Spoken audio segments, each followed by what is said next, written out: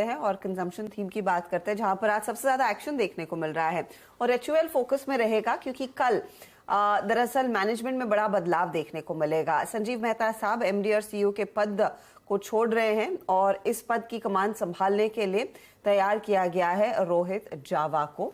अब रोहित जावा के सामने दरअसल क्या चुनौतियां हैं, पिछले 10 साल संजीव मेहता की अगुवाई में एचयूएल ने क्या कुछ हासिल किया और यहां से आगे ग्रोथ को लेकर किन खास चीजों पर रहेगा कंपनी का फोकस, उसकी अब बात करेंगे। थोड़ा सा फॉरवर्ड लुकिंग अब फोकस रहेगा। सुमित हमारे साथ जुड़ गए हैं वो डेटा पॉइंट्स लेके। सुमित, देखिए एक बड़ा फेरबदल होने वाला है, वो भी देश की सबसे बड़ी एफएमसीजी कंपनी हिंदुस्तान यूनिलीवर में।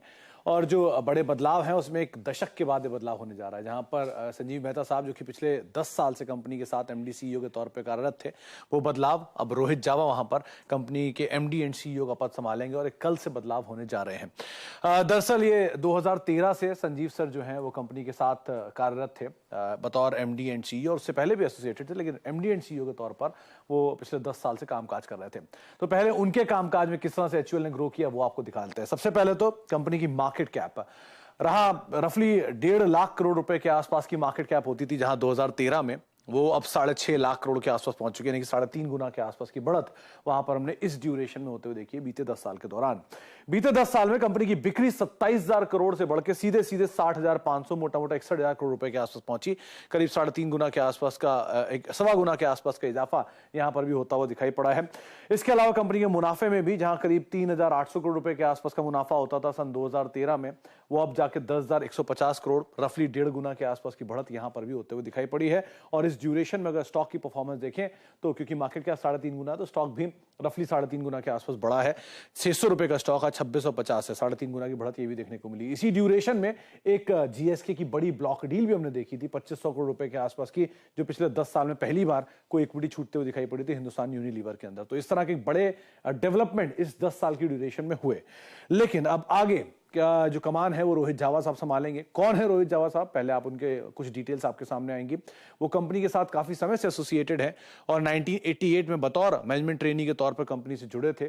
फिलीपाइंस और चाइनीज दो बड़ी मार्केट्स को टॉप 10 मार्केट्स के अंदर लेकर आए। मार्केट शेयर भी उन्होंने इंप्रूव किया, करीब 75% के आसपास के मार्केट शेयर लेकर आए इन दोनों मार्केट्स के अंदर। टॉप 10 यूनिलीवर की मार्केट्स के तौर पे इन दोनों मार्केट्स को उन्होंने बनाया भी। किस तरह की ग्रोथ देखने को मिली इन दोनों मार्केट्स के अंदर, चाइनीज और फिलीपाइंस मार्केट्स के अंदर। फिलीपाइंस में करीब 7% के आसपास की ग्रोथ और चीन मार्केट में सालाना ग्रोथ करीब 9% के आसपास उनके कार्यकाल के दौरान हमने आते हुए देखी। अब कुछ चैलेंजेस जो फेस करेंगे, वो सबसे पहला चैलेंज जो वॉल्यूम ग्रोथ का नंबर है 5% के आसपास का, उसे यहां से आगे कैसे लेके जाना है, वो सबसे बड़ा चैलेंज होने वाला है।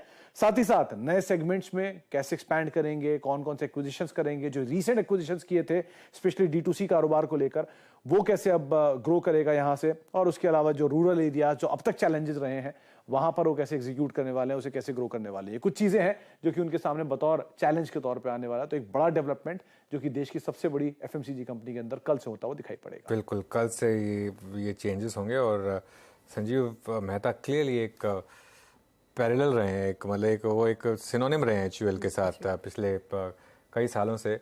हर्षिता, इस जो सुमित ने पीस पेश किया उसमें मैं आपको एक बहुत इंटरेस्टिंग चीज़ बताऊंगा।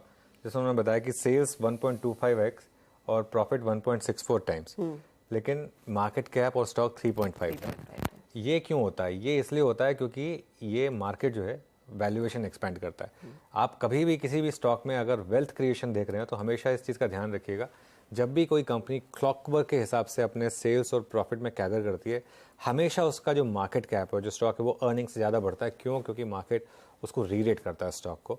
और ऑब्वियसली जब हिंदुस्तान यूनिलीवर में ये बड़ी रैली शुरू हुई थी तब एक बहुत बड़ी बेयर मार्केट खत्म हुई थी। 10 साल की बेयर मार्केट हिंदुस्तान यूनिलीवर में खत्म हुई थी, जिसमें ये स्टॉक वहीं था और सेंसेक्स और निफ्टी करीब 10 गुना बढ़ गए थे। उसके बाद अगले 5-6 सालों में उसने वो कैचअप प्ले किया और अंडर मिस्टर मेहता उन्होंने ये कैचअप प्ले किया।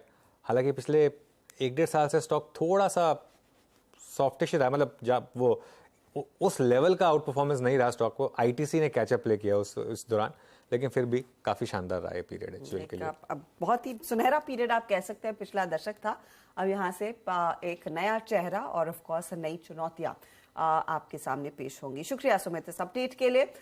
तो सवाल यही है कि मौजूदा भाव से फिर किस तरह के लेवल्स अचीव कर सकता है शरद, आप क्या एक्सपेक्ट कर रहे हैं, HUL आगे डिलीवर करेगा? अभी तक तो एक्सपेक्टेशन देखिए काफी मॉडरेट है। अगले 2-3 सालों के लिए 8-10% जैसी अर्निंग्स ग्रोथ की एक्सपेक्टेशन है। और जैसा अभी अनुज बोल रहे थे कि जो मल्टीपल एक्सपेंशन होना था वो पिछले एरा में ऑलरेडी काफी स्ट्रांग हो चुका है। ऑलरेडी स्टॉक कितना 40-45 time 1 year forward 2 year forward पे ट्रेड कर रहा है।